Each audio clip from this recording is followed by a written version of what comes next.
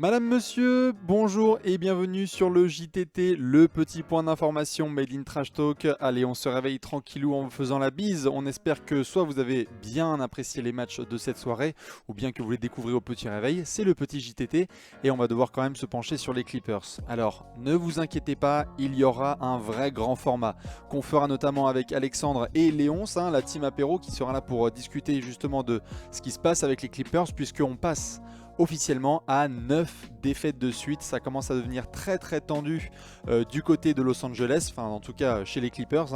On va revenir un petit peu rapidement sur la dernière rencontre qui a été perdue.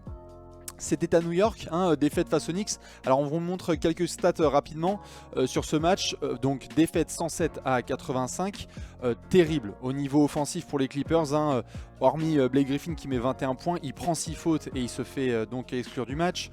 38% au tir pour les Clippers, 21 balles perdues et surtout un backcourt dégueulasse. 8 sur 36 au tir, soit 22%.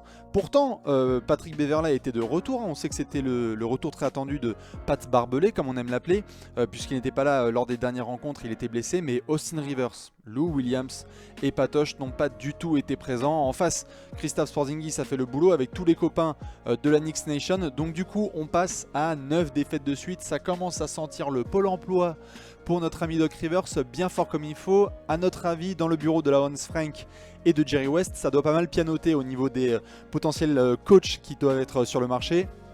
Donc surtout ce qu'on voulait vous montrer pour vous donner un avant-goût de ce dont on va pouvoir parler en détail avec Alex et Léonce notamment et sur Trash Talk, puisqu'on vous invite comme d'habitude à aller sur le site, c'est la série de défaites sur laquelle est Los Angeles en ce moment. On vous montre ça tout de suite. Alors voilà, ce qu'il faut savoir c'est que donc on en est donc à 9, ça a commencé à Memphis, puis Miami, San Antonio, OKC, New Orleans, Philadelphie, Cleveland en prolongation, Charlotte et New York.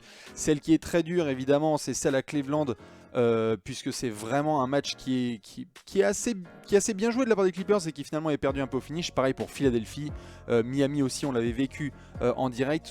Il y a des rencontres qui sont parfois perdues un petit peu au finish et d'autres comme cette nuit où c'est vraiment juste un groupe qui explose. Donc c'est en ça que ça devient de plus en plus inquiétant pour Doc Rivers et qu'on va voir ce que ça va donner. Est-ce qu'il va passer Thanksgiving en ayant toujours un boulot? On verra. Dans tous les cas, voilà un petit peu pour les Clippers ce que ça peut donner. On note dans un coin de la tête comme d'habitude le prochain déplacement des Clippers, le prochain match, c'est à Atlanta. Donc normalement ça devrait aller un peu mieux, mais quoique on sait jamais. Et derrière c'est Sacramento en déplacement aussi avant de retourner au Staples Center. Donc on verra ce que ça va donner pour nos amis de Lob City, ou si on peut encore les appeler comme ça. Dans tous les cas c'est vrai que ça va commencer à sentir très mauvais pour notre ami Doc Rivers.